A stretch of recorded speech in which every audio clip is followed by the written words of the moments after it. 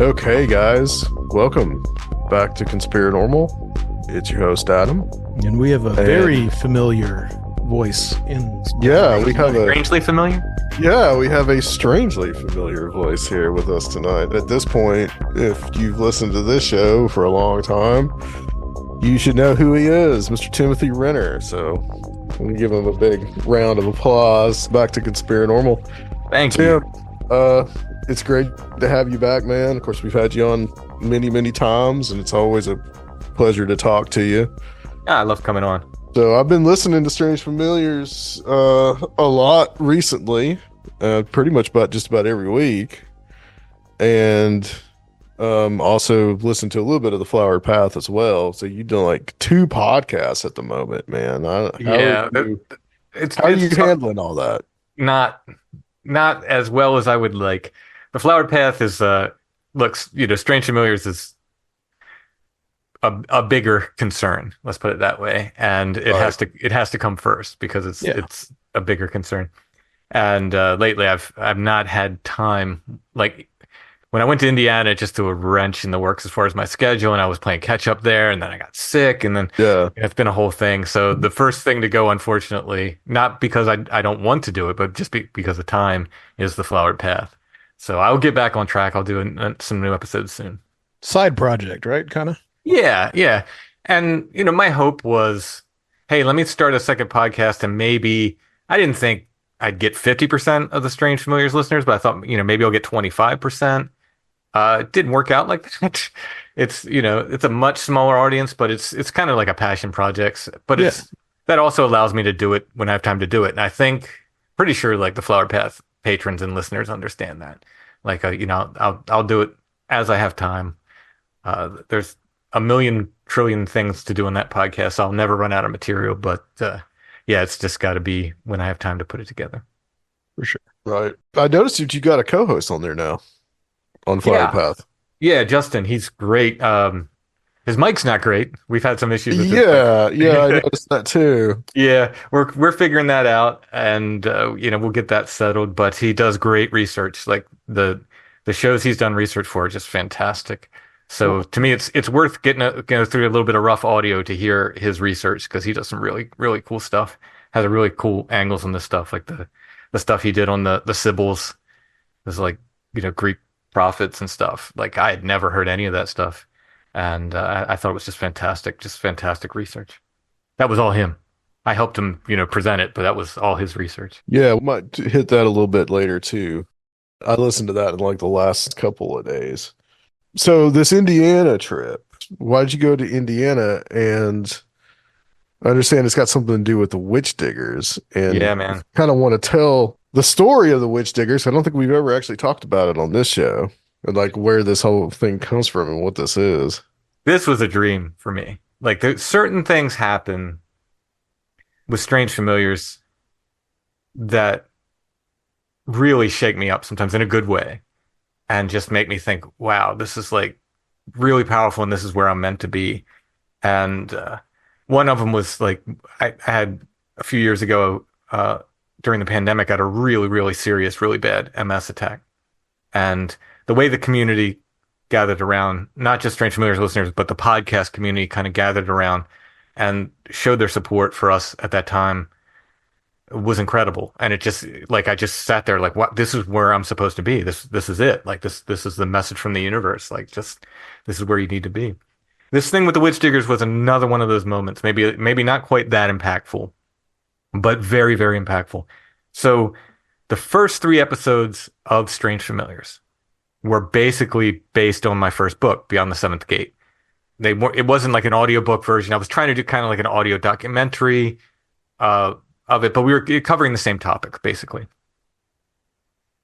So the first original content I did for Strange Familiars, and it's also the first thing I ever did with Josh Cutchin, on just the 2 of us, was the story called The Witch Diggers. And it's a newspaper article I found when I was looking for, I was working on the Bigfoot in Pennsylvania book. So I was looking for old accounts of wild men in the newspapers. And this came up in a Pennsylvania newspaper, but it wasn't about Pennsylvania. So it's like, well, can't use it in Bigfoot in Pennsylvania book, but I want to do something with it. So I put it to the side. And then when I started the podcast, I thought, ooh, this is a cool thing. I want to do this. So it was literally the first sort of original thing I did for the podcast, the first specific thing I did for Strange Familiars. It's a story about this family, and they're really an incredible family. There were, hold on, I'm gonna ask Allison here. Nope, she left. I thought she was in the next room. I think there were three brothers, and they were all three in the Civil War. And two of them died. One of them died in the Sultana ship fire, which is the biggest maritime disaster in the history of the United States still. And that was a steamship full of ex-POWs that the Union Yeah. was bringing back that burned on the Mississippi. Very, very big tragedy. And I should probably do a show on that someday because there's some really sketchy stuff. There was some like weird deals were made between generals and the ship captain, and more people were on the ship than were supposed to be and stuff. But Yeah, I think one the of the boiler exploded, right? Is yeah, that yeah. what happened? Yep. So one of the brothers actually died in that, which is interesting, very interesting to begin with. The brother that survived, his name is Nick. He goes home to Ohio and he moves his sister and brother, he's kind of taking care of them, out to Indiana. Now, his sister seems to be mentally pretty much there. They say she's not a good looking woman and her prospects for marriage weren't great, so he's kind of taking care of her. And his younger brother, Sammy, it's not a kind thing, but if you look in the old census records and stuff, they have him listed as an idiot. So he had some kind of mental, issue, learning disability, or who knows what it was. I don't know if it was a, mental health problem. I'm not sure, but he's listed as an idiot in the old records. They move out to a farm, and they keep to themselves. They're from Switzerland, so they're very much the same stock, which would have been called Pennsylvania Dutch. A lot of Pennsylvania Dutch were Swiss German. So these people tended to keep to themselves. They move out to this farm in Indiana, which they called, in an area they called Rocky Ravine. Now, I'm not sure. They're there for a short time, I think years, but not too many years. And they know their neighbors and so forth. But this Susan, the sister, shows up at one of her neighbors one day, and she's very upset. And her neighbor says, "What's wrong?" And she says, "The witches have taken Nick." And the neighbor's like, "What are you talking about, the witches?" And he's trying to draw this information out of her. And she keeps just talking about the witches, the witches, the witches. Well, Nick shows up and grabs her by the arm and says, "Come on," and starts taking her home. And the neighbor's like, "Hey, Nick, Susan's talking about witches." And he said, something along the lines of, "Don't pay any attention to her," and just grabs her by the arm and takes her away. Shortly after that, a hunter is on a ridge, and he looks down and he sees in this ravine these three people down there. There's two people digging, and they're in a ditch, and they're just furiously digging. They've got an axe, like a pickaxe, and I don't even know if they had a shovel. They had a pickaxe and maybe a regular axe. And they're just digging this ditch. What ends up being Nick and Sammy, and Susan's sitting beside, and he goes down to check out what they're doing, and every time they hit a rock, they throw it out of the ditch, and every time they find like a frog or a salamander or something, they kill it and say we killed another witch, we killed another witch. The newspaper article called it monomania, like they were all kind of went nuts together. Well, they dug in a little bit further and they started pulling more information out of it. And well, first of all, they were in that ditch. If you, according to the newspaper, they were in it for like weeks or a week. They hit groundwater. They said that, their pants had rotted off them. They just kept digging somehow, like why they weren't starving to death. I guess someone was bringing them food. I don't know. But they would kill any living creature they found, and they were driving sticks in the ground to kind of mark, like, yeah, we killed another witch. We killed another witch. There obviously there's something mentally happened there. Yeah. Let's But they say went so. back and they said, apparently Sammy, the younger one, had said, and this is very, very interesting, very important to the story going forward, that he had seen monkeys with human heads climb through the window and they had of the house. And he was terrified when they got back. He wouldn't even spend much time at home. They said he would, if he wasn't with his brother and sister, he'd just be out walking because he didn't want to be in that house. Later on, they were taken to an almshouse. Finally, people was like, hey, there's a mental issue here. And they were a curiosity for a while, and the town was gathered watching until finally someone with some authority, I think a doctor and a mayor or something, saw him and like, no, these people need help. Took him to the almshouse. Nick escapes from the almshouse, and then in this area of Rocky Ravine, people start seeing a wild man, like a Bigfoot, like a hairy big thing carrying an axe, and they say it's Nick. People are saying, "Oh, it must be Nick," because the idea back in the 1800s was like, if you leave society, you could grow hair all over your body and become. I don't know if it's like a post-Darwin idea or what, Yeah. but the idea was like, oh yeah, you'll turn into a wild beast if you leave society. You So they would were just like, de-evolve, right? yeah, Yeah. so the idea was like, oh, it was Nick, and that's him carrying his axe and so forth. It probably wasn't. We think we know where Nick ended up, which is new information we will present at some point. But there's weird creatures around that people are seeing, hairy creatures. There's witches that they did say they saw witches, like women with long faces and stuff. Um, there's this bizarre stuff that's happening with them, and something made them snap. It seems like all three of them were pretty whacked out there at the end. Super interesting story, and it's got all the weird elements of Bigfoot that I love. This is like, it's not just Bigfoot, it's Bigfoot with these weird women. They didn't specifically say they were wearing white, but maybe. But it's Bigfoot's coming through the window, and people are seeing these wild men, but they're carrying axes and stuff. It's just wild stuff, and I loved it. And I thought, I want to do something more with this someday, and I don't know what it is. I thought, well, one day I'll write a book about it, maybe, but it'd be nice to have more information.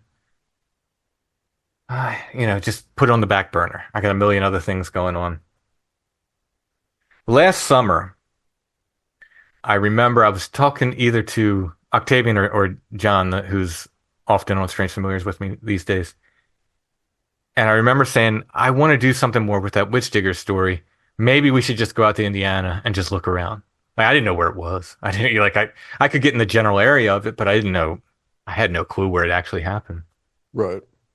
Within maybe a week or two of that, I got an email, and the subject was Witch Diggers.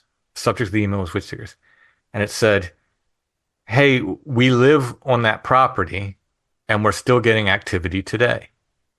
Hmm. And I went, "Wow!" Immediately So replied, this person listened to your show, heard about yes, this. but I didn't know this at the time. Like, I figured they must have, right? Yeah. Because they're emailing me. But I didn't know the details of it. That's all they said in this email. And I replied, I was like, "Hey, I want to talk to you. I really, really want to talk to you, blah, blah, blah." No reply. Right. No reply. And 2 or 3 weeks go by with no reply. On the Strange Familiars Discord, we have this section. It's called Intention and Healing. And for the most part, it's used for hey, my grandmother's sick. Will you guys, pray for her or do what it's multi spiritual. So whatever tradition you're in, if we, say a prayer or do whatever you do in your belief system, send positive vibes, whatever it is. And it's really nice. I mean, it's a really, really nice thing because it's the whole community is gathering yeah, well, we definitely will. And I felt weird about it because it's not as serious as someone's health issue. But I went on there. I was like, hey, this isn't really important, but do you guys mind? Here's what I want. I want to talk to these people, first of all, and get their story. Second of all, I want them to come on Strange Familiars and tell their story. And third, the big ask is I want them to give me access to their property. Within 2 weeks of that, I got another email from a different email address that said, Witch Diggers was the subject line, and it said, we live beside the property, and we're still getting activity. And they gave me their phone number. So I was able to call them and get the details on what was happening. And they ended up coming on the show. I ended up interviewing them. Yeah. Very, very nice couple. They're having Bigfoot stuff. They're having weird lights. They're having like roars and weird sounds and all this stuff. They saw creatures. They had workmen across from their property who saw a creature come out of the woods. It scared them so much that they wouldn't go back to work until like two other crews or something came to accompany them. So, they're definitely still having activity there. They did not know about this witch digger story. They had the activity separately. They rode away to the local historical society because they have a cemetery on their property and they wanted to get information about this cemetery. And the local historical society sent them information about the whole area, including an article, not the full article, but part of the article on the witch diggers. They sent them that. So they see this witch diggers article and they get interested, and then they go to the web and they type in witch diggers, and what comes up but strange familiars. And they listen to strange familiars, and the woman said she heard it and she literally had to sit down and just waited until her husband came home from work, and she said, listen to this, and played him the show.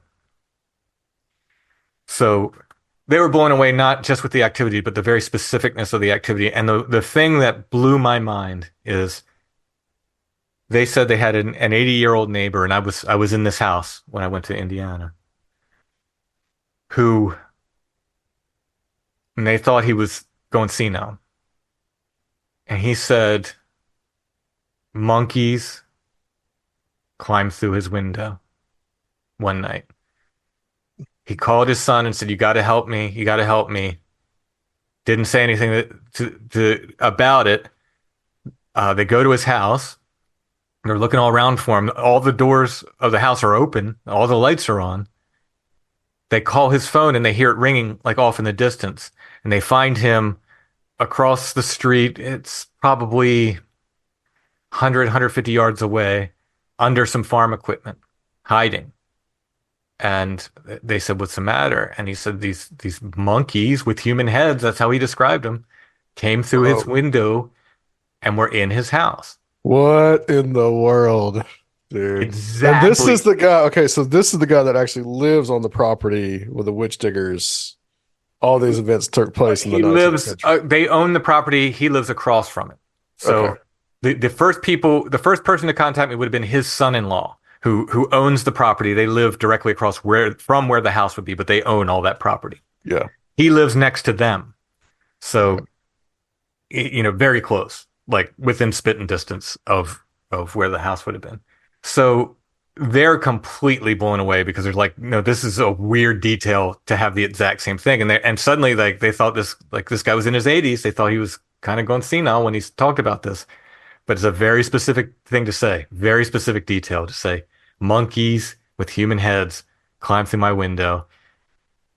He then said, and this is new information, I don't even think I've talked about this on Strange Familiars, he was watching them come out of a certain, we'll call it a certain tree,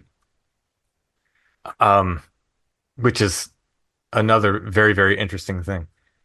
So that was like while he was hiding under the farm equipment, he said he could see them coming in and out like a portal, not like they were not a hollow tree, like sort of like a portal coming in and out of this tree. Very, very interesting. But that's what made them contact me, because they're like, well, this is too crazy. This is too much. And, I asked them, I was like, hey, can I come down there? And they said, yeah, come on down. So we planned a trip, and it was John and myself and Tyler Strand, who people might know from Hellier. And we went down there not knowing what to expect. And it was amazing. It was amazing, amazing, amazing. So much happened, and a lot of it I'm still processing, and I haven't talked about a third of what happened. I haven't even listened to the recordings I made when I was there because it was so much.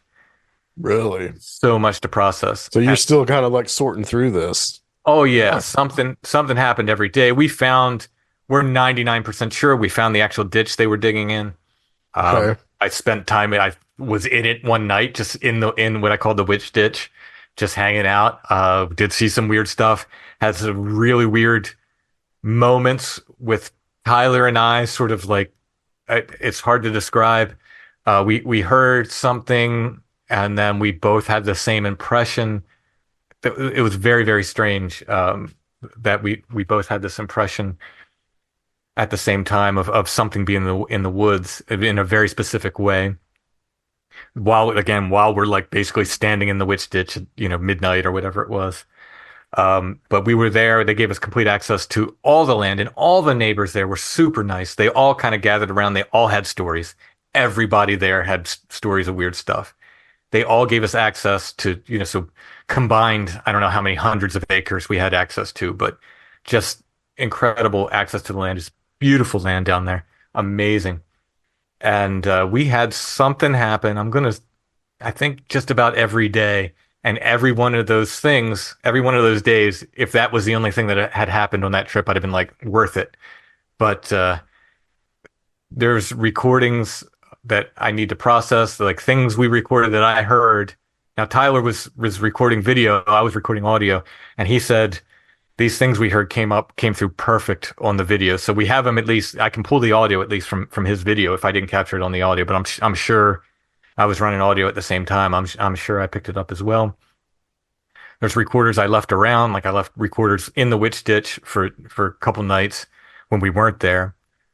But I already talked about it on Strange Familiars. The one big thing and kind of like life-changing event that happened was it was the first. It wasn't the first night we were there. The first night we got in late and just kind of crashed. It was the first night we were like out in the field, kind of just being out there at night.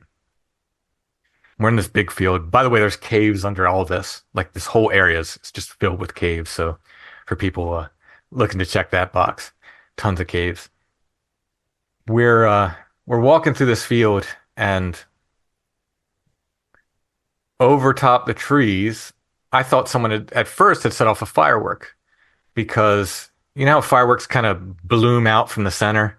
They kind of start in the center, and they kind of it started doing that, but it wasn't a firework.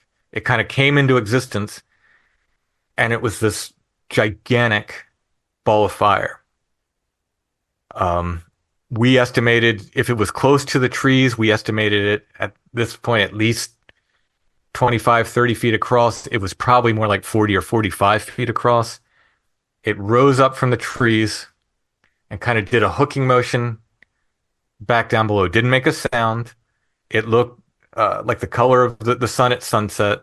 This wasn't that. This wasn't the northern lights. This wasn't swamp gas.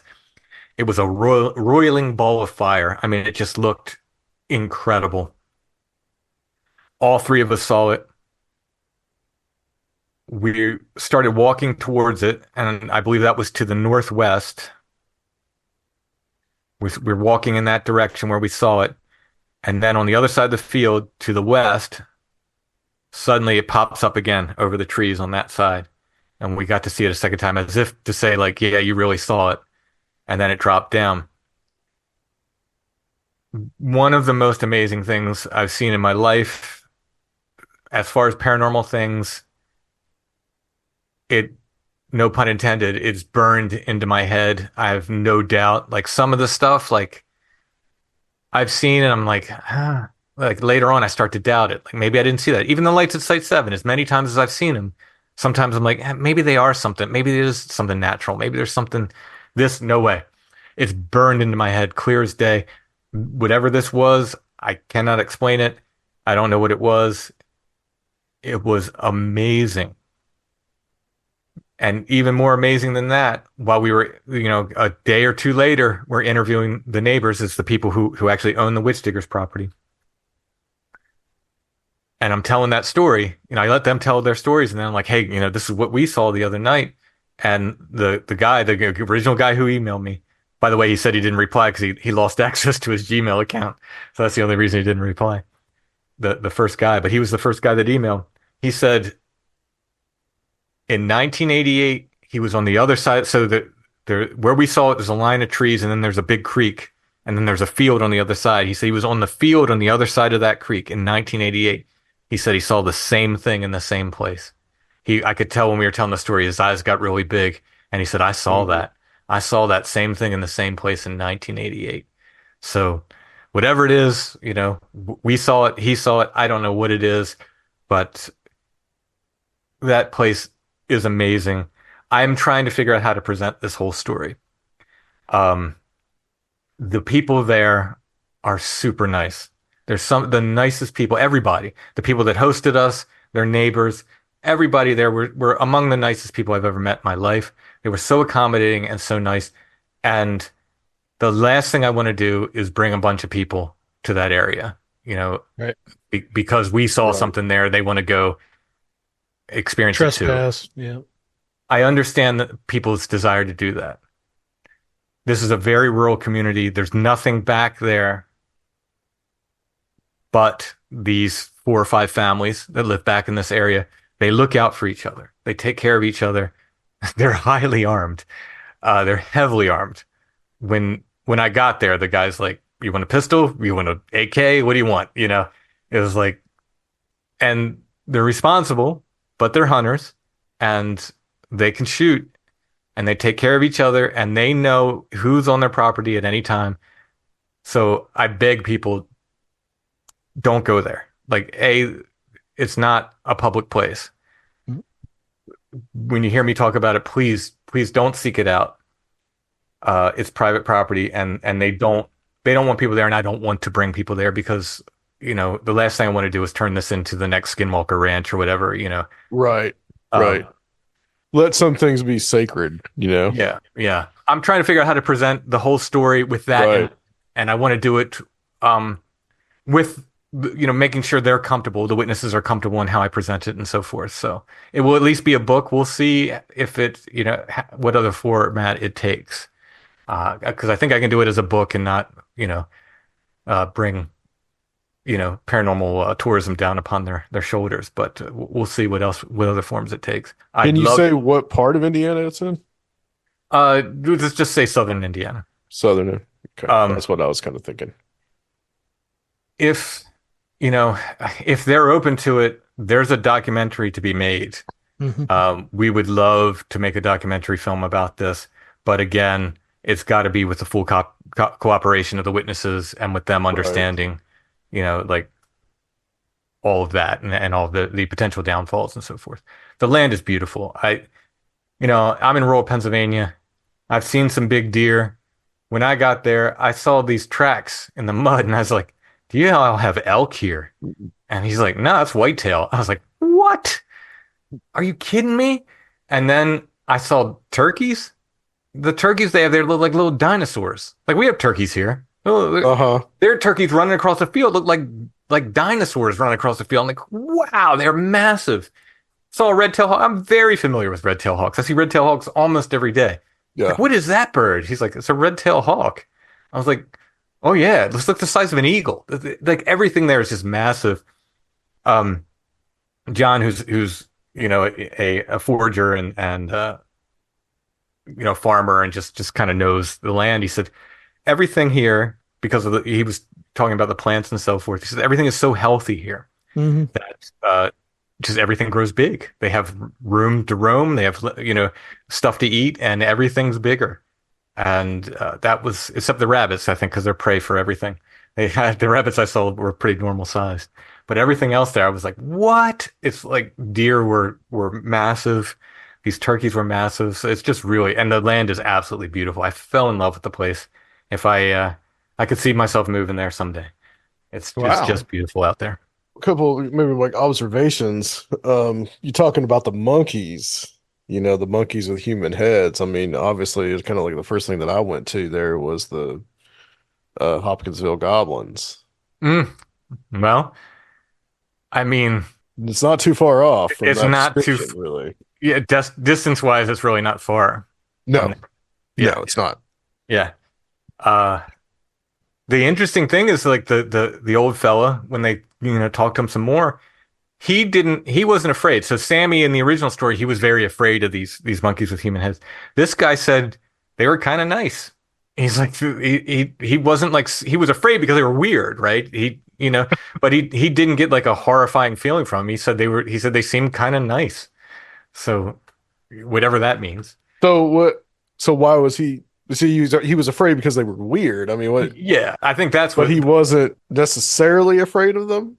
I guess he just was going on his impression. He said they didn't seem mean. They didn't seem like it's not like they were chasing him. That they didn't mean Right. any harm. Yeah, I guess that's what he meant. Basically, But But he yeah, still it was, wanted them out of his house, probably. oh, I'm sure. right. Yeah, yeah. I mean, yeah, a nice monkey with a human head is still a Yeah, monkey with a human head.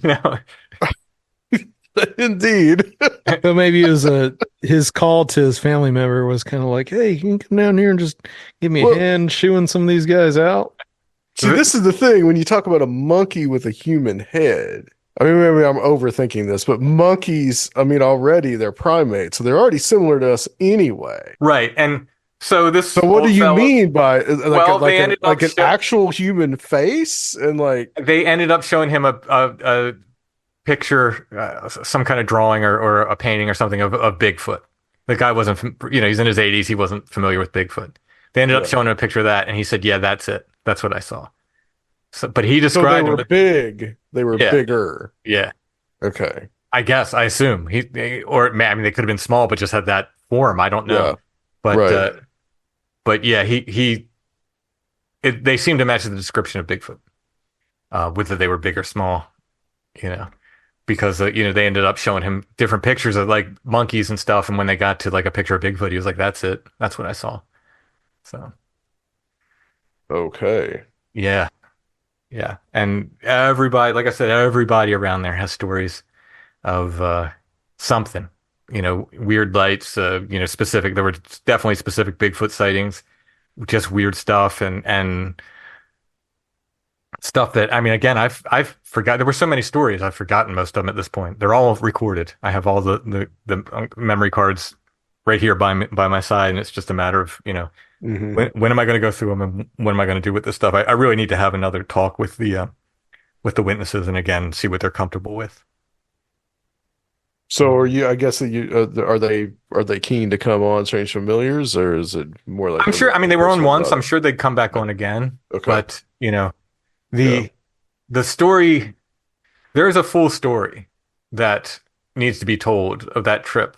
Um, when we get off the air, I can tell you more. It's just I'm not ready to talk about it publicly yet. Yeah. Right. There's some Right. crazy stuff that went down. I mean, Right. that wasn't the only UFO type thing we saw. The other ones were way less dramatic, but no less interesting. They were much smaller, but they were definitely not planes or anything. They're very weird.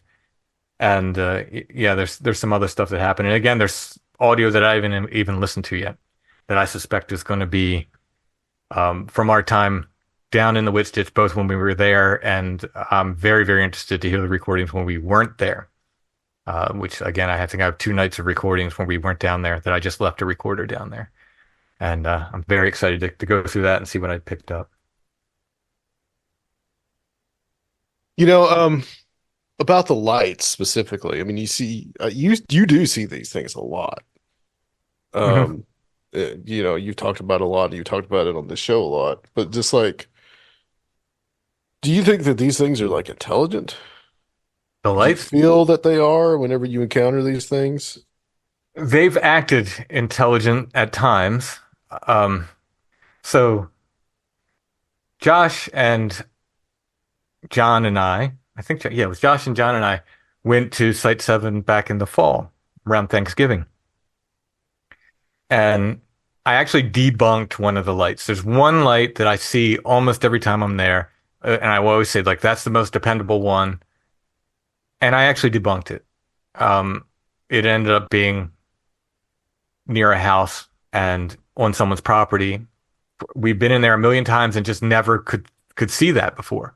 And if we just got in there on this night and we could figure it out and we actually saw it and it's like, oh, that's part of a house. So I actually debunked one of the lights. And I know people are listening going, oh, okay, so they're all nonsense. No, they're not. This is the part that sucks. We did debunk one. While we're in there, Josh sees a light going through the woods. He says it looked like someone riding a motorcycle or something through the woods. Well, there's no sound and there's no trails and there's no road there. He sees Mhm. this headlight going through the woods and he's like, is there a road over there? I'm like, no, there's nothing over there. I didn't see that. John didn't see it, but Josh saw that. So that happened, that night. But the most dramatic time was John didn't believe me at first because he knew where this was. And he's like, I'm telling you, he's like, I'll take me there and there's, it must be an explanation for this. I said, okay, like, I have no problem. I'll admit it. Like we debunked the one. If I ever debunk them all, I will admit it. I'm not opposed to that. So we hiked in during the day and we sat there and waited until it got dark. And sometimes there's a place we go to park to observe these lights, and it can get really weird and really scary, like where we park. And we don't go any further. We just kind of we're at the edge of the woods. And I've had people like Chad and John are two really solid guys and they don't scare easily. And I've had both of them at separate times say, we need to go now. Like just because things got too freaky. I'm like, we have to get out of here. We have to go now. So it can get really weird there. So when we hiked into where we see the lights, it's the first time I'd ever done this. We actually hiked in from the other side, like up from the river, up the mountain, and sat in the area where we usually see the lights. And I thought, man, this is going to get scary as heck. This is going to get weird. It really didn't. It was the only way I can describe these lights is playful that night. They started appearing. And at first, John's like, I think I see one. I said, John, don't do that to yourself. Don't think you see anything. Wait until you're sure you see something. And then we started seeing them. And they're on all sides of us, and they're going off. And they're coming closer to us. And they came closer to us than ever before. And John was just like laughing. He's like, I don't know what these are. I have no idea what these are. But it's like they were coming up to us to check us out. They felt like they did have some intelligence, at least that night. And the strangest part is at one point, John's laughing so hard, he fell to his knees and he's reaching out and trying to grab one of these lights. It was that close. He's reaching for it. I'm 6 or 8 feet to his left, and I'm looking at what I was pretty sure was the same light. And I said, John, describe what you see. And he described it as like something the size of a golf ball, like a glowing white orb the size of a golf ball. I don't know if it was the angle or if we were seeing something different or if we were looking at two different things. I certainly think I was looking at the same light. It looked to be the one he was reaching for. It didn't look like that to me. It looked like just a little white, like LED light just there in the, I didn't see a globe. It didn't look like it was the size of a golf ball. It was just like a little white LED light. So that blows my mind because I'm sure I was looking at what I was looking at, and he described very clearly what he was looking at. Was it the angle, or are we looking at the same light and seeing two different things? You know, which is mind blowing if that's happening. But yeah, certainly that night they seemed to have some intelligence and curiosity. Other times they just seem to be, lights in the woods. I don't know. Yeah, they don't just make any moves towards you or anything. A lot of times we'll see them and they'll do a pattern and they'll just repeat the same pattern. Like they'll appear in one spot on the landscape and they'll move and go out, and then a minute later or whatever it is, they'll reappear in the same spot you saw it first, and they'll repeat the same movement, and they'll just do that again and again. So that seems less intelligent and more like just something making a weird pattern or something. I have to wonder if what you're seeing is the other in its purest form. Right? It's kind of why I asked the question about the intelligence. I mean, do you think there's an intelligence to this? And like, yeah, I mean, that's what you're seeing before anything manifests, or that's the most common way that they're seen. Yeah, and before we put the skin on them, use video game terms, Right. Before you see a monkey with a human head, right, you see the light. Mm-hmm. Yeah, I it's a high possibility. Of course, no one can say for sure, but yeah. And did John put the skin of a globe, a little white globe on that, where I just put the skin of a LED light on it? You know what I mean? Yeah. Who knows? Differences in perception. Yeah. Yeah. I think that, at some point, our imaginal states come into being with this, and it interacts with us in that way. So it's pulling from us in that sense, which may explain why two people are seeing two different things.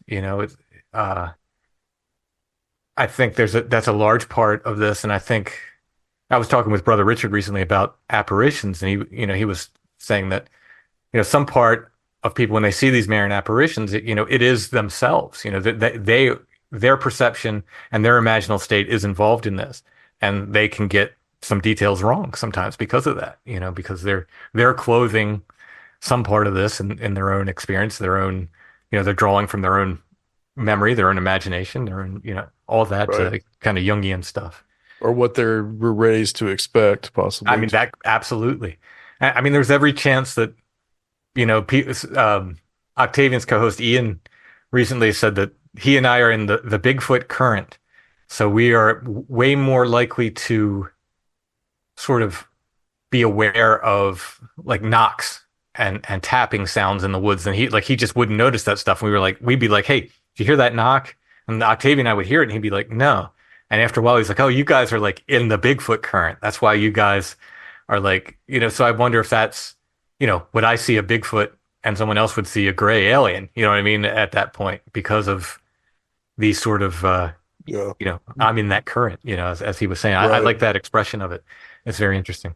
That's a good point. I think that leads me to the next thing I really want to get into to talk about too is your own personal experience is something you called it the Watcher, but Oh, yeah. can we talk about that? Because Yeah, sure. That I can give you full details on that.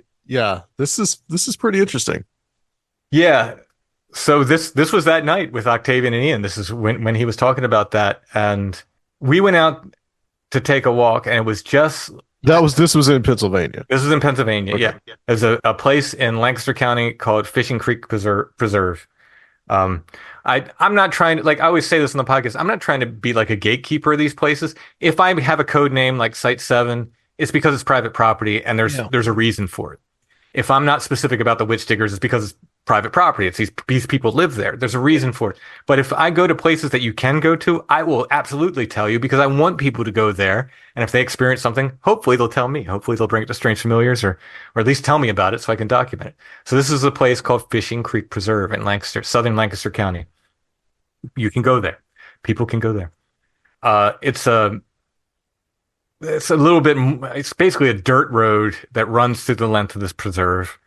It's cool. It's fun if you have four-wheel drive because you end up dropping down into the creek. There's like 3 different creek crossings along this. But it's a good place to night hike because the trails are nice and wide, especially in the summer. You don't have to worry about ticks or anything. So our intention was like, I think all 3 of us were kind of in a semi-depressed, just bad mood. And we're like, man, let's just go out and do a night hike. So we went there, and I bring recorders with me everywhere I go. It's kind of an out and back thing, and most of the hike out, nothing happened. We were just like being bros, just kind of, it was just nice, just talking. We were just sharing these, just some normal, mundane stuff, what's bothering us and what we're struggling with and everything. And it was just nice. It was like a nice, like, emotional dude night out kind of thing. Bonding with bros.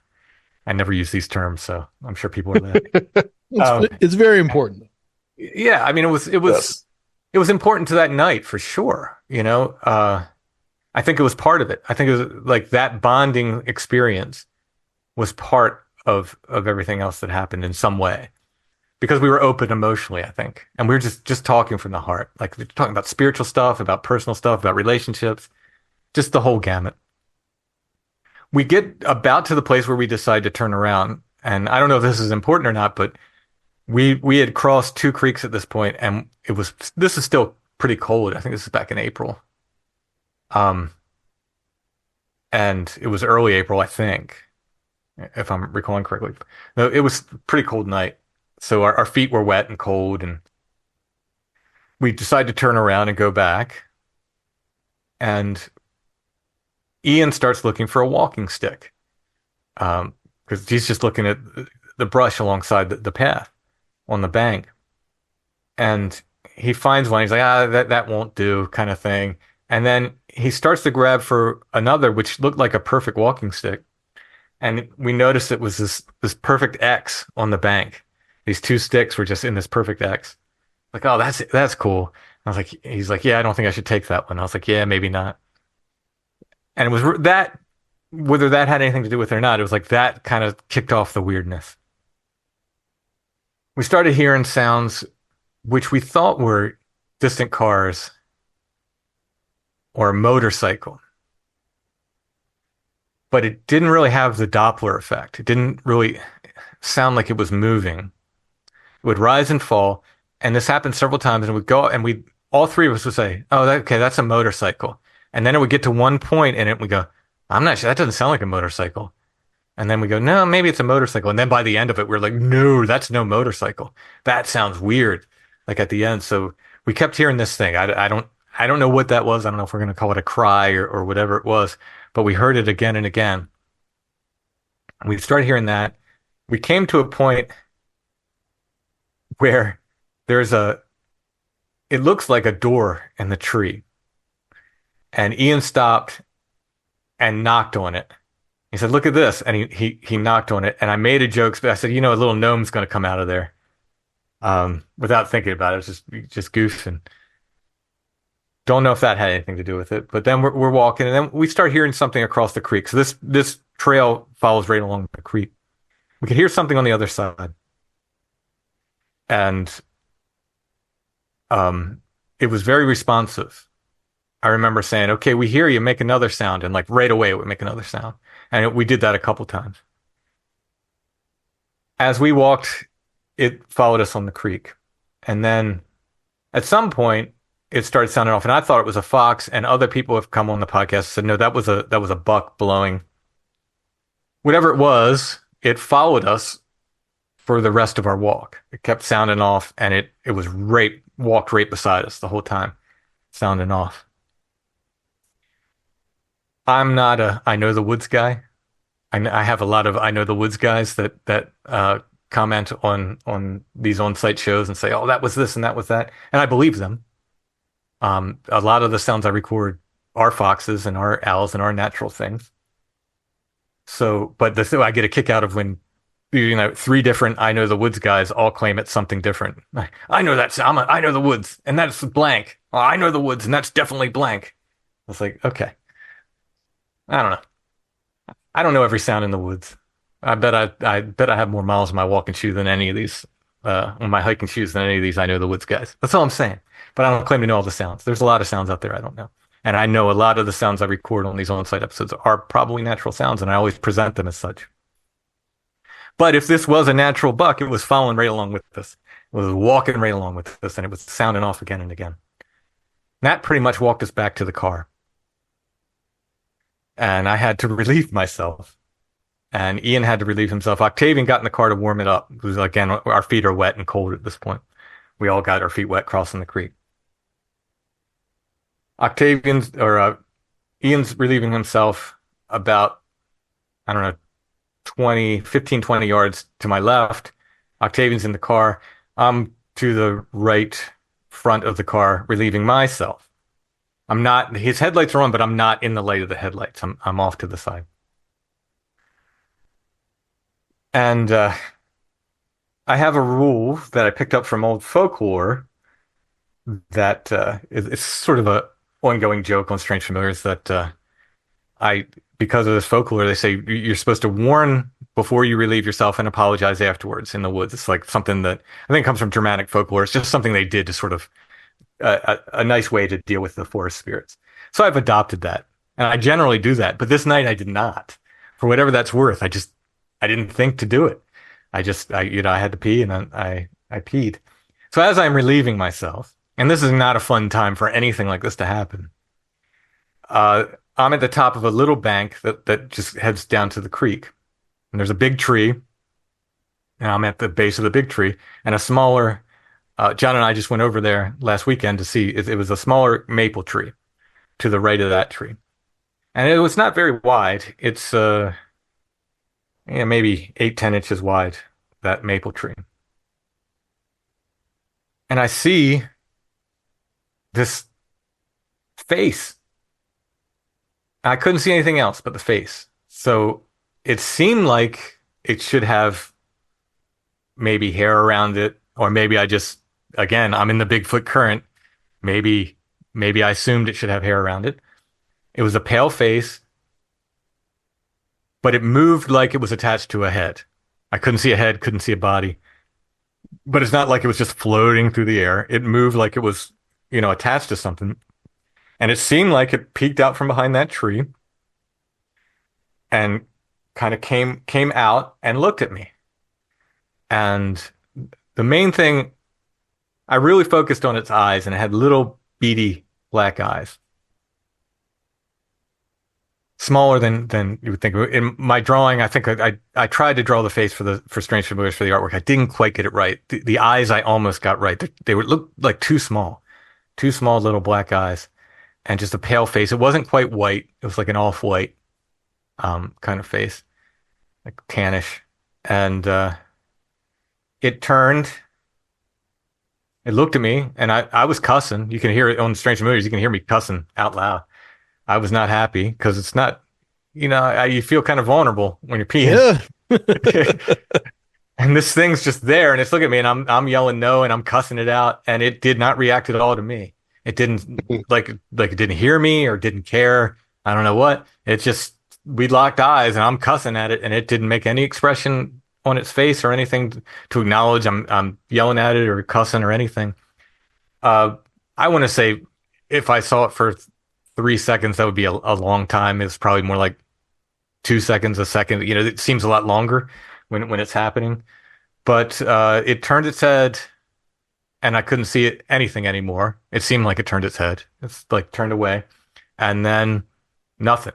So I don't know, if we're talking about something that's physical, did it crawl away and I couldn't see it because it was, blacker than the night or blacker than black or blended in? Or did it just disappear? Did it just go away? I don't know. If it went back behind the tree, like as soon as I was done peeing, I jumped right down. It didn't scare me. It startled me, but I wasn't too scared to like just jump right down the bank and look. And I looked behind that tree. I didn't see anything. Because of where it is and because we have these local little people called albatwitches, it looked like it was about, I originally said 3 to 4 feet high, and then I kind of measured like with my hand, and it's more like 2.5, 3 feet tall. It was short. It was little, probably more like 2.5. It was a little thing. And because we have these little people around that we call albatwitch, I sort of said I think maybe I saw an albatwitch, and I told a local investigator, and it just blew. I mean, he had the next day he had published it as an albatwitch sighting, which, I mean, fair enough. We call it that, call it anything you want. It doesn't really matter. But he did go out there that next morning, and he said up the bank a little bit. And this is Rick Fisher, he's a great investigator. He's an old school guy, and he tends to be way more on the skeptical side. But he said right up the bank from there, he's like, I found bare footprints. They look like children's-sized footprints. Really? Yeah. Did he take a picture of these and send it I to think you? he did. I think he did. But he said his explanation, he's like, oh, kids were probably playing in the creek. That's quite possible. Sure. Okay. But it was still pretty cold at this point. Like, Yeah. I'd be way more on board with that if it was now than back then. It was still pretty cold for kids to be barefoot in the creek. But I'm not saying that's what it was. But that was definitely neat. He said, and it was just down the bank, for that in the mud. He found these, little footprints. So yeah, that was very interesting. But again, I have this different feeling about it than I did from that fireball. I start to question it in a way that I don't with that fireball, and I go, well, maybe. I don't know. I don't think it was a possum or anything like that. But in my head, I'm going, could it have been something? Could it have been like a little animal or something? Could it have been that? And I have these sort of doubts where I'm running back that I've done with other things I've seen too. Sure. Starting to second guess it a little bit. Yeah. But I don't have that with that fireball. I know what I saw, and the two guys with me know what we saw, and we're so firm on it. That's the difference between the thing. But yeah, so. I saw something. It definitely was weird, but I don't know if it's. I mean, let's call it an albatwitch just because for shorthand's sake, But I don't know what it was. I really don't. Do you think that this was something that was meant for you to see? Yeah, Like it revealed itself in a way to you? yeah. And what I said at the time, because this was just maybe 2 weeks after Indiana. I remember saying to Octavian, I was like, I am having a hard time separating this from Indiana. And I can't, why? Why would it be at all related? I don't know. But it just felt like it was somehow related. Um, is this part of the same experience? Did the monkeys with human heads follow me home? I don't think so, but it just felt like, I don't know. It felt somehow related. And now it doesn't so much, but just that night I remember just feeling like this I feel like this is related. Again, with further time put between, I'm like having a hard time making that connection now, but that's what I said to Octavian at the time. It's like I think it's Yeah. related. I don't know how. I think it's related. Just feelings, I guess. I mean, it could be that the other saw that you saw it and then showed itself in a different form, or it was something that I kind of feel like with the story, and because I've heard you relate it before on the show, and I feel like it was something that was like it was a demonstration for you, basically. Like I Yeah. feel like it was for you, it was because it was so quick and it was so, it's almost like this is the area where the alba twitch is, so why not show itself as an alba twitch or what you would think an alba twitch would look like? And is that picture that you drew for the show, was that roughly what you saw? It's close. I didn't get the face quite right. I want to redraw it and see if I can get it better. It's just there's Yeah, something not right about it. I think it had a hooded nose because I'm pretty sure I would have, like, monkeys that don't have the hooded nose, they just kind of have the nostril holes. I think right. I would have really seen and noticed that if it didn't. I think I would have like really picked that out. And I don't remember that at all. So I do think it had a hooded nose, but there's something about that drawing I didn't quite get right. It's just not, it's not quite there. So I'm going to have to, see if I can redo it. It was just, I needed episode art and I was trying to bang it out, and that's the best I could do at the time. So I'm gonna have to make another attempt. Like I said, I think I got the eyes pretty close, but everything else is like, it's not quite what I saw. Really kind of seems like saw the monkey with a human head, I mean, right? maybe, Yeah. and then Except it happens to you when you go back to Pennsylvania. It doesn't happen to you in yeah, Indiana, but yeah, it's after what happened to you in Indiana. and we were joking about gnomes, which are another form of little person. And the following day, just for exercise, I just went for a hike in that area we call Hex Hollow. It's Spring Valley Park here in York County. Didn't take a recorder with me or anything, and it was just for exercise. I just wanted to get out of the house and exercise.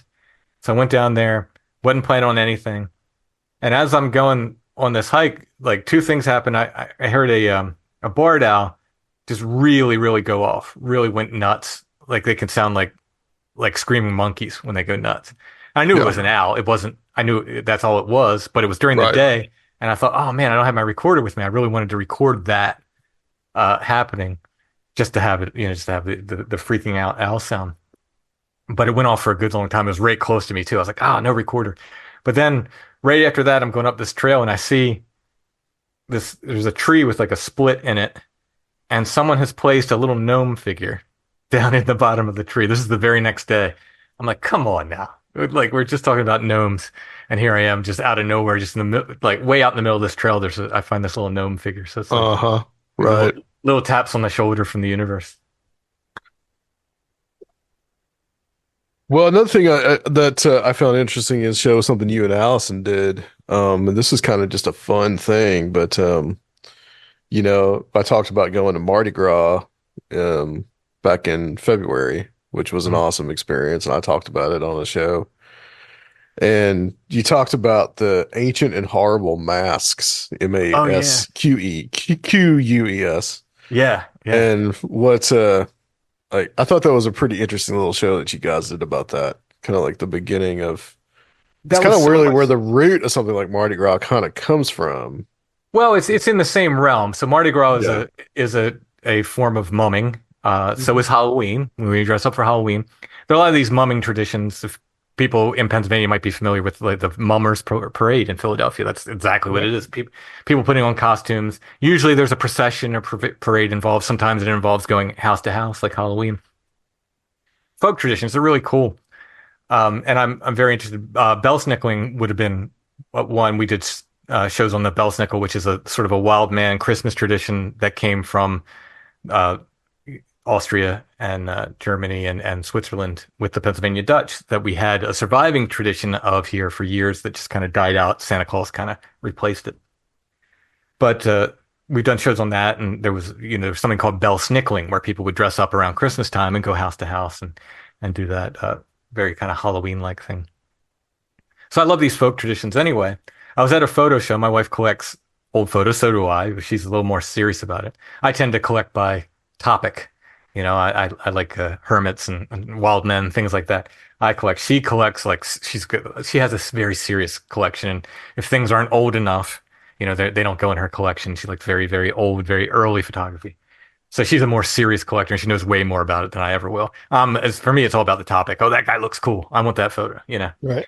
So we're at a photo show and, she's looking for these very, beautiful early works and I'm just looking for cool stuff. And this guy must have seen me coming. He's like, I got something for you. Come here. He calls me over and he pulls out this photo. It's the photo we ended up using for the episode artwork. And he's like, they're called the Ancient and Horrible Parade or something like that. And I was like, what? And it was sold already at that point. Like, that's all I needed to hear. See all these guys in like weird masks and stuff and military gear. I was like, oh, that's fantastic. So I bought the photo and like so many of these things, I put it aside. And then months later, I was like, oh, we should do a show on that. We should research that. So there was a military organization in Massachusetts called the Ancient and Honorable, what was it? The Ancient and Honorable, I'm blanking on it now. Artillery, the Ancient and Honorable Artillery, and it's a very formal military organization. And this they started making fun of it. These parades kind of came up to make fun of it. And they call it the Antique and Horrible Parade or something like that. They have different names. They end up just calling them the Horribles or the Antique and Horribles. Where they would just dress up in like weird military costumes and weird masks and stuff, and just it was basically a parody of that very formal military group. So it ends up being this really neat tradition that springs up in New England. But I see it as part of this these various mumming traditions. Yeah. Yeah, there's a lot of that kind of there'd be more working men's fraternities that would kind of mock the more highbrow fraternalism of things like the Masons or the that were composed of more upper class people back then. Oh, that's neat. Yeah. That's always a neat thing to see. And there was a quote. It was like, it was from the newspaper at the time. Like, who deserves to be parodied more than wealthy rich boys, parading around in military costume or something like that. It was a great quote. Right. Yeah. Great. So I feel like other than New Orleans though, I feel like this is kind of well, I mean there's festivals in other cities. There's other things, but I feel like this is kind of a tradition that's kind of like dying out. it is. Yeah. There's still It's one. completely died out in a lot of places. Yeah. I mean, these were huge in New England and there's like one left. It's like the Ancient and Horrible Parade. It's somewhere in Rhode Island, I believe they still have on July 4th every year. And I think that's the last one. Where it was before it was just everywhere. They'd have them all the time. It seems like in Europe there's really an effort to revive a lot of these old folk practices that are similar though, from what Yeah. I've seen. Oh yeah, I'd love to bring bell snickling back here. I know people have Krampus here, and even here in York they have a Krampus night around Christmas. That's fine and all, but we should be doing bell snickle. He's our wild man. That's what we Yeah. should bring back. We should bring back that tradition.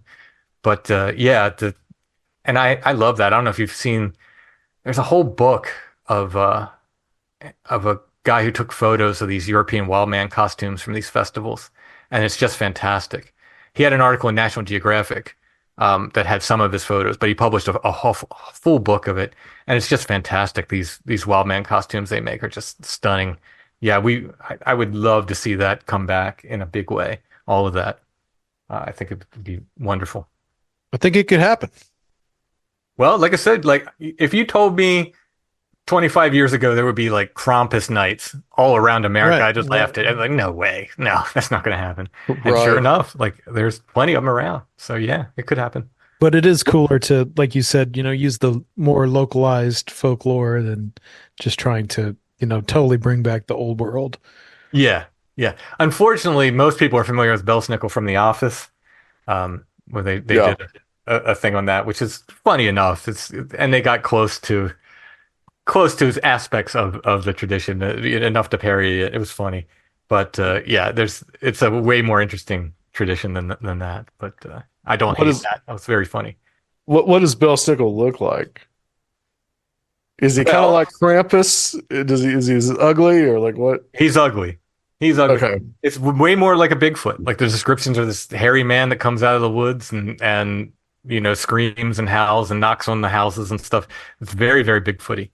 If you go back to the original descriptions of him, Oh yeah, okay. I'm looking at an old picture of it right now. a Well, lot maybe of all that needs to happen is that, all this local cryptid lore just needs to turn into actual celebrations and processions around it, and people dress up, and those seem to be ripe for making new forms of mummery. right and probably stirring up activity as well. There you go. I see you're wearing the shirt for the Bigfoot Museum down there Yeah. in Georgia. Yeah.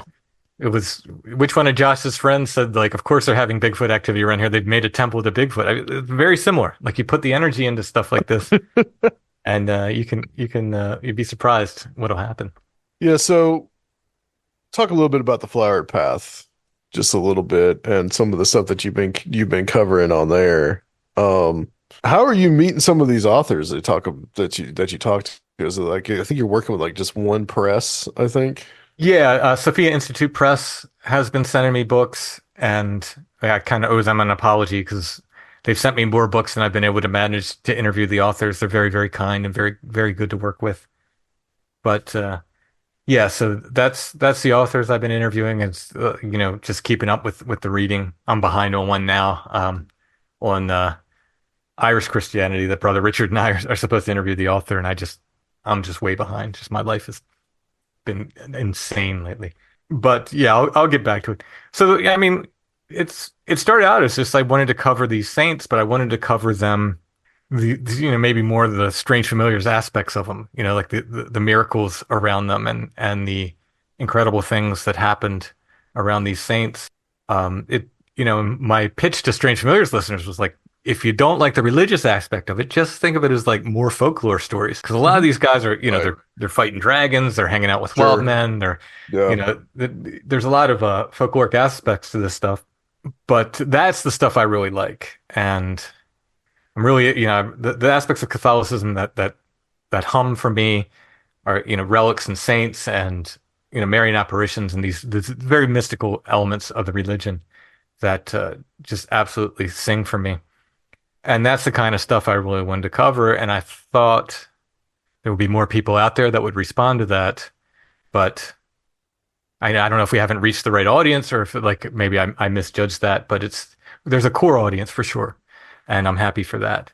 But I thought, there's a ton of Catholics in the world, but a lot of Catholics, I went back to the church a couple years ago and got confirmed as an adult. I had left when I was a teenager. Told my mom, I'm never going back. And then my mom said, you will get confirmed as an adult. And I said, no, I won't. And mom was right. So anyway, the woman who taught the confirmation class, when we got to the class on relics, I was excited. I'm like, oh, this is great. I can't wait for this class. She's like, oh, we have to do the class on relics. She's like, I think they're gross. And I was just like, oh, okay.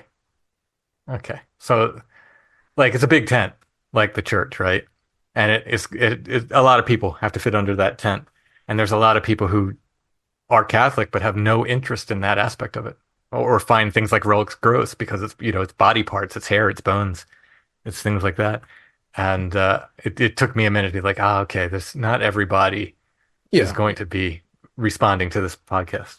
And like everyone, they've been trying to adapt to the modern world Oh yeah. and people's sensibilities. So hmm Is this something that you see as like a kind of like an American thing, whereas maybe, in a different country or maybe like Latin America, there might be a much more, veneration of saints. I mean, if you look at some place like Mexico and the Santa Marta stuff that kind of gets hmm wrapped into Catholicism, you Sure. find Yeah. that Yeah. that's a little bit, but there's a little more emphasis on the mystical there. I don't know if I'd place it as solely an American thing. I think it's like sort of a modern thing. Yeah. There's an effort to modernize the church and to maybe not seem as quote unquote pagan, maybe to other non-Catholic Christians. And I mean, there's a great example that in the New American Standard Bible, which is the Catholic Bible, it no longer says Hail Mary, full of grace. It says Hail Mary, favored one, which is the Protestant wording of Wow. that. The original wording, and it should be in Catholic Bibles because that's the Hail Mary prayer, Hail Mary, full of grace. But even in Catholic Bibles now, they're changing that, and I think it's a matter of like, it's not conceding to Protestantism, but it's kind of getting in line. Like, let's all kind of line up so we have the same wording, kind of thing. Even though there's more in different books in the Catholic Bible, the ones that are the same, let's try to have the same wording so it's not so unfamiliar with people. So I don't think it's like a conspiracy necessarily, but to me, it's kind of like an example of like, okay, this is the Catholic Church trying to seem, more maybe in line with other Christian denominations. And I think some of this stuff with saints and relics and stuff is pushed to the side maybe a little bit. Like maybe it's going to still be part of the faith, but we're not going to talk about it so much now. We'll keep that in the side hallway, and once people are in, then maybe we'll open the doors to that hall. What has been your experience so far in coming back to church in what's going on internally with more traditionalist things becoming more popular, like people wanting to go back to Latin, veneration of saints, relics, things like that? Have you encountered individuals that are really seeking that stuff that almost seem to be, in opposition to where the more popular aspect of the church is going?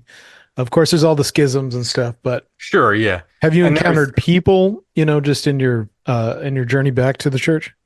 Not in person so much. I seem to be, like I'm the guy like for the relics class who was like, bringing the information. There was another class at church that was on apparitions and things like that and relics and so forth. I went to that class and I ended up essentially like the guy was like, let me teach the Fatima class, the second half of it. He was like, I'm going to hand it over to you because I was like, just kept adding so much information. He's like, next week, he's like, you talk about it, which was cool, and I'm happy to do it. But yeah, a lot of people, that's just not their interest, and it doesn't, that aspect of Catholicism doesn't hum for them. So like the people I sit next to in the pews at church, I don't really think that's their deal. I don't know. I am there for myself and for what I believe to be the miracle that occurs at the Mass, and that is the transubstantiation. But I have not, sadly, I've not found a lot of community within the church, but that's fine. Like this is my spiritual journey. Right. And the community I have is like with Brother Richard and with these people that I've met through the Flower Path, with Justin, who is my new co-host, who has a very similar frame of mind to me, with people like that who for this stuff does, hum for them. So that's fine. That, like many other things, like the paranormal, I don't know many people in my neighborhood that are into that. It's mostly people that, you meet through the podcast and through the books or whatever like that. So there's that aspect of it. The trad stuff, it's real shaky because there's a lot of those trad casts that get a little wacky and they become anti-immigrant and kind of racist and, well, there's definitely the political implications, but beyond that, to, focus more on the mystical, that's more what I was asking. Yeah, and it seems like there are people like that out there, but it's no one I've met specifically through the church. A lot of people are just, and so I live in a weird area for this. So this is a very, very Protestant area. So confirmation class was primarily every week apologetics. So these people who were becoming Catholic could go back to their families and argue, give them the reasons why they're becoming Catholic and why they think it's the right path, et cetera, et cetera. That was 90+% of that whole RCIA, the whole confirmation class experience. I grew up in Maryland. I didn't need any of that. Like Maryland's a Catholic state, I was already in, but I learned a lot and that's fine. But most of them, look, and this sounds like I don't want to be insulting, but I kn- I know a lot of Protestants who church hop and they go from church to church, Fair enough. and Methodist one week and Baptist the next, and they'll just church hop. And there did seem to be, and again, this isn't my call to make, but let me just say, I wonder if there weren't a number of people in there who were church hopping and they had just come to the last Protestant church and they said, well, let me try this. And they just kind of church hopped into the Catholic Church, and they were there for the less, mystical aspects, the more the Catholic parts of the Catholic Church that, like I said, that kind of line up with the other Christian denominations. Yeah. They're out there. The people that are interested in out there. But like I said, I think it's like the paranormal or anything else. You meet them online or you meet them through doing the stuff like the podcast and so. Your thoughts about the other and about the supernatural. I've known you for a while now, and I feel like from listening to the show, from both shows, that your thoughts on the supernatural, since you came back to the church, your thoughts have kind of shifted a little bit. A little Used bit. to be kind of more into used to be really into the kind of chaos magic stuff, and now I'm Oh, yeah. assuming that's probably, not as much anymore. Maybe still a little bit of the folk magic thing is still there, but like, Yeah. how have Yeah. your thoughts about the nature of this stuff that we talk about all the time, how's your thoughts like changed since you came back to the church? I had, I mean, my sort of hardcore occult days were behind me by the time I started the podcast and stuff. But yeah, it's certainly part of my history, and Mhm. and I'll say even to this day, there are aspects of chaos magic, things I learned that I will take with me forever because they're good things. One of them was literally question everything, and if somebody gets uncomfortable that you're asking questions, that's the time to ask more questions, and that's something I will take with me forever, because if if they're uncomfortable and if they can't, even if you ask the same question again and again, if people start getting uncomfortable, it means they're not confident in their answers. So that tells you something. So I that's think something. yeah. Go ahead. And also just that I think it's something that might surprise a lot of people when they first get into magic or the occult, in the Western aspect, just how much of it is Christian, like Oh, yeah. explicitly, and historically before that Catholic. Hmm. Um, Yeah. So it's not, the occult isn't necessarily in opposition to Christianity whatsoever. Right. Right. Yeah. So, I mean, the biggest thing for me, and I go through stages of this where I think, it's very Jungian, and I think it's very, it's very much us. I do think the other is a specific component outside of us. But at this stage, I'm in a very like Jungian place, like we were saying, where I'm thinking like maybe it's all something that we're just laying these skins over. We're bringing these archetypes and we're putting the skins of these archetypes over this stuff, and we're experiencing this stuff. And maybe there's a reason somebody sees Bigfoot at the time they see Bigfoot, versus seeing a gray alien or whatever else it might be. And there are times where I approach like that. There are other times where, the one thing that really kind of got my attention was the opposite nature of the Bigfoot phenomenon. And when I started reading about these Marian apparitions, they described them as being brighter than sun, like a white that was brighter than the sun the apparitions were wearing. Bigfoot they describe as blacker than black. They say she came with the smell of roses, or this smell, this indescribably sweet smell, this wonderful smell. Bigfoot smells like acrid sweat, poop, and dead things. Bad stuff. It's kind of the opposite. People get a wonderful feeling from these apparitions. They're tired afterwards, exhausted, but they're filled with joy and excitement. And then Bigfoot, people have these intense fear reactions to it. They're scared to go in the woods. So it's like the same but opposite, and that gave me some pause. I don't think they're demons. I always have to say that. I think a Bigfoot is a dumb shape for a demon to take. I think you could do a lot more damage as a beautiful woman. Let me tell you that. Like you want to mess me up, turn into a beautiful woman, demon. That can do a lot more damage for me than a big hairy thing. I think it's a dumb form to take for demons. So I do not think they're demons.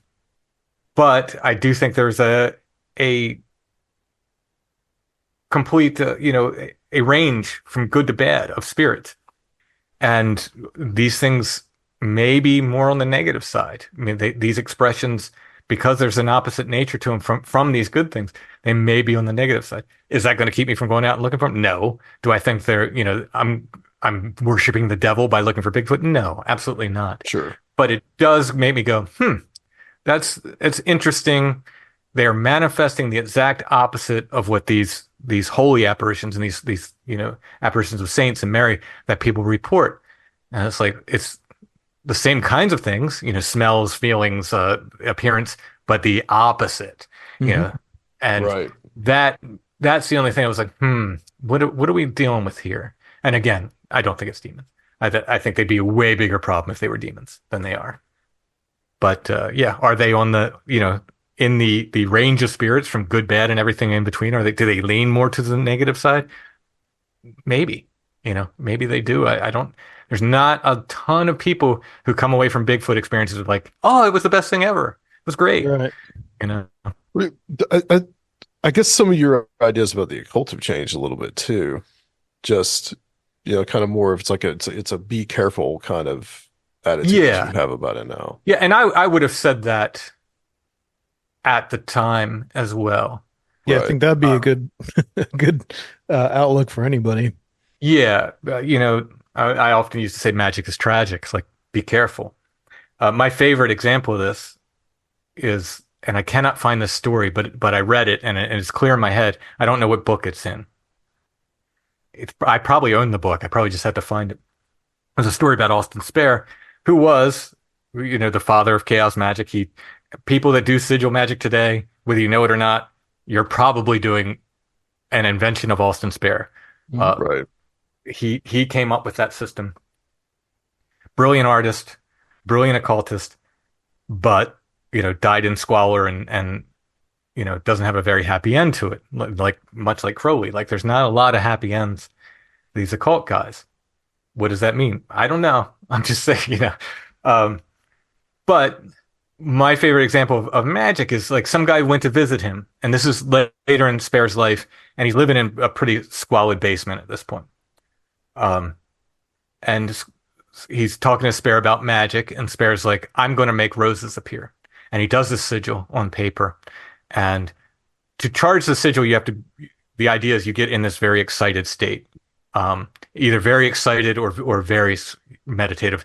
You have to be get yourself in another state.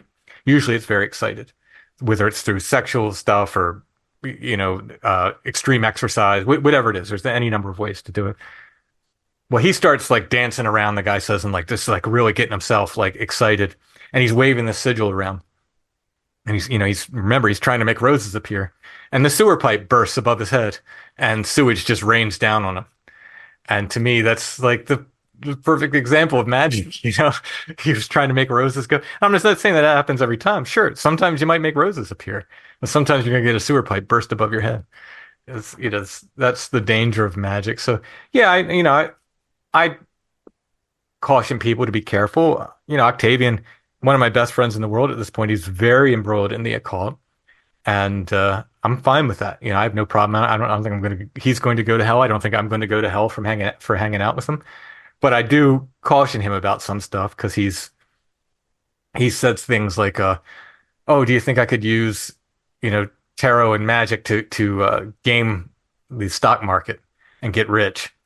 And I was just like, I wouldn't. I said I wouldn't even try it. I've known people who've tried it. We know someone mutually who has tried it. I don't think we should name the person. Again, we can talk about it afterwards. Who had a pretty disastrous effect on his life that tried to game the stock market with occultism. And he was very much that he's like, I'm going to get rich. You guys are going to be, wishing you were me. I'm going to do it. I'm going to get rich. And tragedy struck from what I heard. So, yeah. Octavian, I told him, I said, dude, if you want to do an experiment, let's just pick some stocks and not actually invest in them. Pick some stocks, you use magic, and I'll use a dartboard. And I'll pick stocks that way. And we're probably going to have the same success rate because it's not built for that. I'm not saying magic doesn't work. I'm not saying tarot doesn't work. I'm saying it's not Sure. built for that. If it Yeah. was, all of our friends who are into the occult, they'd be super billionaires and we'd be working for them. Right. You know, it's a tool that works, but it doesn't work that way. It's not meant for that. Well, kind of the way that I see it is that it's almost like you're messing with a wild animal in a way. Yeah, I can see You're messing with something that is like, not stronger than you maybe. It could be. It's not physical, but so it's not going to hurt you that way, but it's going to find other ways to hurt you. And these people that think that really, if you want to just look at it from a non-religious point of view, if you want to take religion out of it completely, I think that that's the best way to look at it, is that if you think you can control some god or something from ancient Babylon, like you might have another thing coming. Yeah. So, these might be uncontrollable forces that you cannot get out of, and they might exact a price. Exactly. And I think there are plenty of things that would be happy enough to let you think Yeah. you're in charge for a time and until it behooves them to prove otherwise. And you're right about a lot of occultists. You're right about either that they just die kind of poor and miserable or drug addicted like Crowley, or get blown up like Jack Parsons, or Right. but like these things, like there always seems to be some kind of like tragic end Yeah, to there's not a lot of these people because yeah, they there's have not a put lot of so happy. much of their energy into this stuff. Yeah. Yeah. And again, I don't think it's because they're evil or they're going to hell or anything like that. I think there there can be a notion of selfishness that comes along with this stuff. Mhm. And really that's probably more what I was warning Octavian against than anything else. Like be careful with that because it's when you start to get selfish and selfish either in trying to be rich or trying to a lot of people are trying to use it to get laid or selfish in as much as you lose yourself in it and you begin to think you have power, like, oh, I have power. Um, Yeah. yeah, I think that's where it becomes dangerous. Well, Tim, in the time that we have left, I wanted to ask you about the Hermit book and what's going on with that project and when we're going to see that, because that's one I'm really excited to read. I am so excited about this book. It is my first, non-paranormal book. A lot of my friends in the paranormal are like, well, it's paranormal adjacent. Yeah, and of course, there's some hermits in there who were accused of being witches and some that were, doing occult practices one another. But they're in the minor. There's a couple religious hermits as well, but they're in the minority. For the most part, this isn't really a book about the paranormal. It's about these people, and it's based on my collection of hermit photos. Allison got me one, sort of, half as a joke. She's like, "You like wild men? This guy looks like a wild man." She bought me a hermit photo, and that's what got me started on it. We did his story on Strange Familiars. It's William Woodruff, and I loved his story, and I thought, wow, what a great story. And I thought, I'm going to do more, and I'm going to collect more of these photos. So I just started collecting photos of these guys, and I have a stack that's like probably that high of hermit photos. I'm like, what am I going to do with this? And I told a few other stories on Strange Familiars, and people really responded. People like the hermit shows. So, well, I should write a book. So I'm trying to figure out, there's too many hermits to write about every hermit. So I was like, how am I going to narrow this down? Oh, I'll use my photo collection. So that way I can write about a hermit and people can actually see a photo of that hermit. Yeah. For most, I think there's 2 or 3 hermits in the book that don't have photos, but there's reasons they're in there. For the most part, it's based on my hermit collection. So far, I've got 32 chapters done. There's a couple hermits that double up in chapters, but for the most part, so let's say it's probably 33, 34 hermits I've written about so far. I want to say there's probably 10 to 15 more I want to write about before it's done. For each hermit, for almost every hermit, I'm doing a spot illustration. Some of them, just the way the book layout works, it didn't really, the spot illustration wouldn't really fit in. For everyone, I'm doing like a masthead, chapter masthead. So, a drawing at the beginning of the chapter, original and specific to that hermit. So it's going to be and where the footprints and the mastheads were repeated. For instance, and in my other books, I would repeat them. I'd do like 3 or 4 of them and repeat them over the course of the chapters. This is original, every chapter. Some hermits I've done full page illustrations for, maybe about 5 throughout the book. And, tons of photos. So some hermits just have one photo. Some have many, many, many photos. There's a hermit from the Hermit of Irving Castle from Massachusetts. I have a ton of photos of him. So he's got, plenty of photos. So you get to actually see him, see what they really look like, and tell their story. It takes a lot of research. So I'm going back through census records. I'm going back through newspaper articles. I'm going back through trying to find where they were. And a lot of times they tell the legend in the newspaper, and the legends are great, but I want to, like, how does that line up with maybe the real story? So as best as I can, I'm trying to find the real stories of these guys. Some of them you can't. But yeah, it's been just a super fun project. My illustrations in this book, I think, are the best in any book I've done. I'm super excited about that. And the book layout, I'm excited about. I think it's just going to look really nice. And hopefully this year. But the longer the year goes on and the more trips I make, like I said, now I'm kind of addicted to traveling since Indiana. I've got a lot of plans to travel. So that may throw a wrench in getting it out in 2024, but I really, really hope so, because I've got 3 or 4 other books that I'm just chomping at the bit to get to, including another Pennsylvania book that is going to, I think it's going to open some eyes in a good way. Okay. Well, yeah, you're doing some traveling this year, and I think you said you were heading out to the Pine Ridge Reservation, which That's the sounds plan. like an interesting trip. Yeah. What's your goals out there? So, Lucinda, yeah. Yep. Yeah, she organized the trip. She has connections amongst the First Nations people there. And there are, and I don't know if I'm supposed to talk about a lot of this, Lucinda, so I'm sorry. I'll just give the basics. Apparently, there seems to be some Bigfoot activity happening there now, and there are people who are willing to talk to us about it, and some places where we are allowed to go where this activity is happening. So that's what we're headed there for. Okay. All right. And she said that I'm welcome to use any of the interviews, anything we get on Strange Familiars. So anything I document. I know I said that about Indiana before I went, but they're like, for all the reasons I said, because it's a private property and there's wonderful people involved. I have to be careful and considered about the way I present the Indiana information. This, I should be able to present everything we find should, interviews we do with people, et cetera, should end up being on Strange Familiar. So I should be able to talk fully about it. Locations might have to be, we might not be very specific about certain locations, but the stories themselves, people should hear on the show. So excited to go out there and meet people and see what we can see.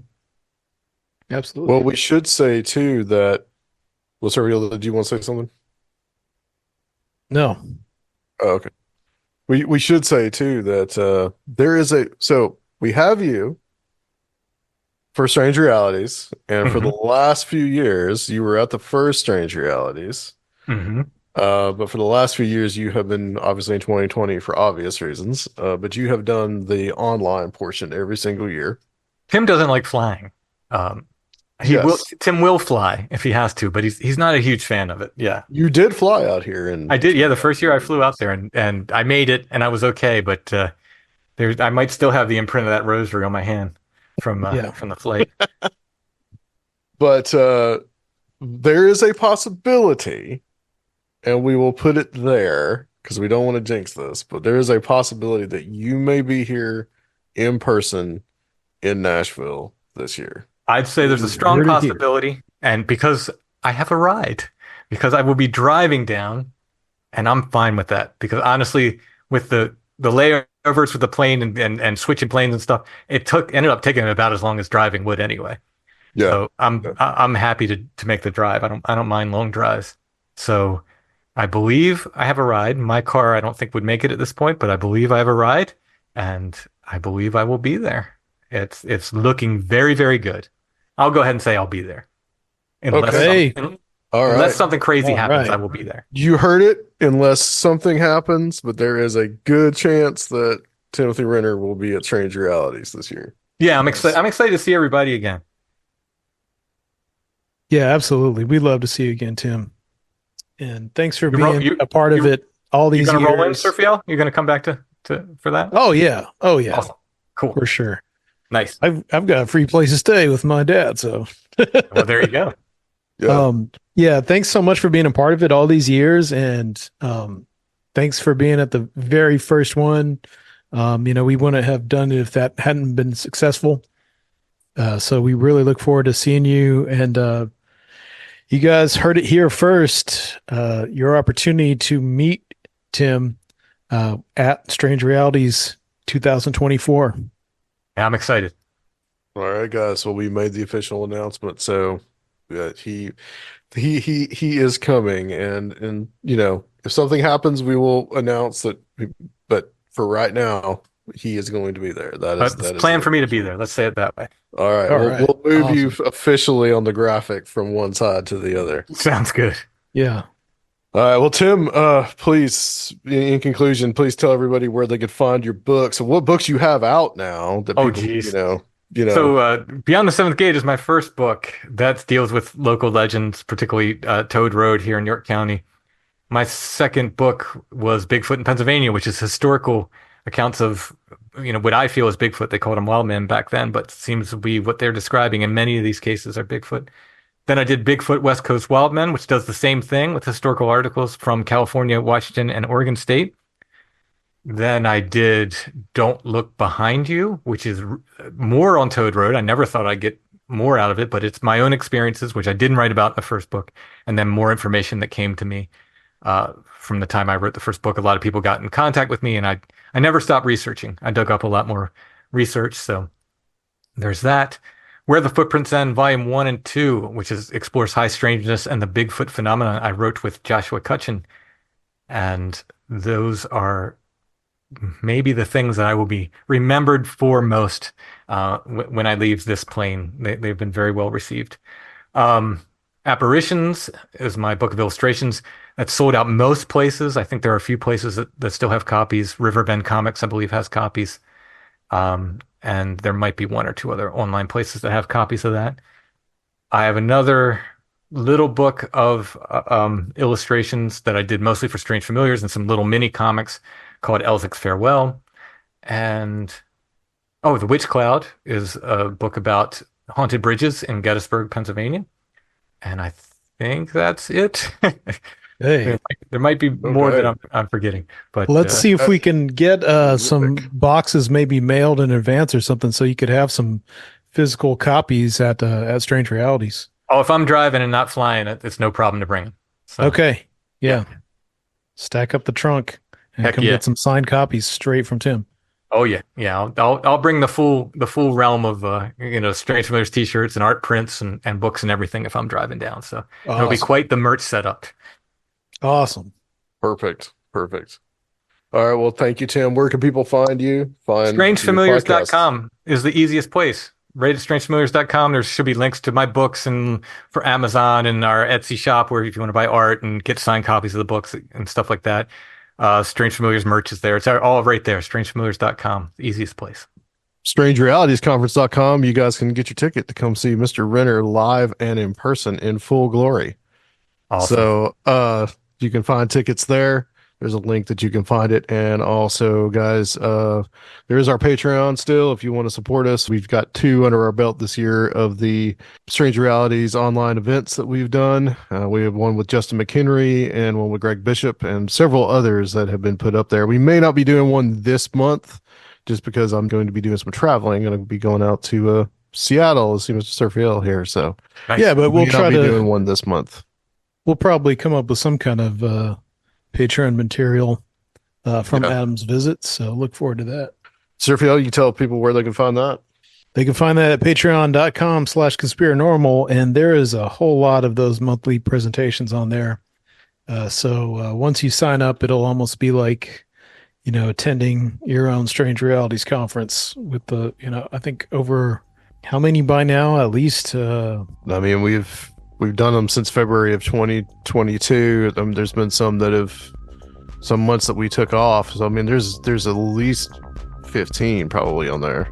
Yeah. For Strange Realities attendees of the past who haven't seen any of that stuff, think about it in that way as a secret Strange Realities online conference that's in there waiting for you if you go over to patreon.com/Conspirinormal. All right, guys. Thank you so much. And we will be back eventually soon on Conspirinormal.